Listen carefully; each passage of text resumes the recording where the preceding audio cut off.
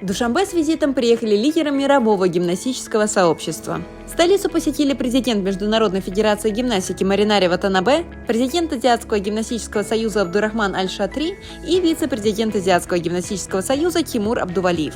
Председатель Федерации гимнастических видов спорта Таджикистана Косим Усмунзода организовал встречу с руководством Олимпийского комитета, на котором они обсудили, каким образом они могут поддержать развитие гимнастики в Таджикистане.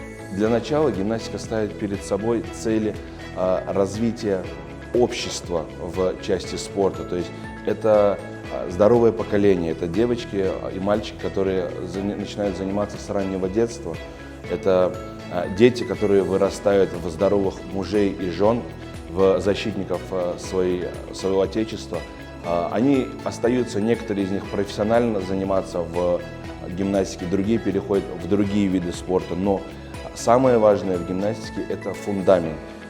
Сегодня очень важно создать данный фундамент, создать возможности для тренировки, для работы тренеров. То есть из того, что есть, вырастить еще.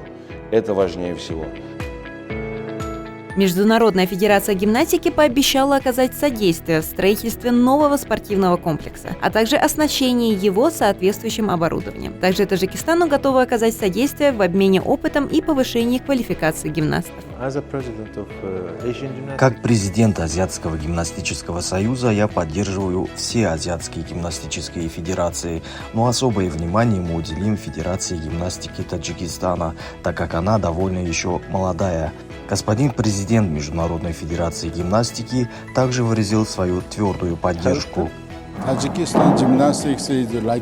Таджикистане у гимнастики большое будущее, хотя сейчас она не так развита, как в Японии, США и Китае. Приведу один пример. 7 лет назад Филиппины тоже не имели больших достижений в этом виде спорта. Мы выбрали 4-5 девочек из этой страны и отправили в Японию. И вот в Олимпийских играх 2024 года в Париже они завоевали 2 золотые медали. Поэтому и от Таджикистана можно ожидать таких достижений в будущем.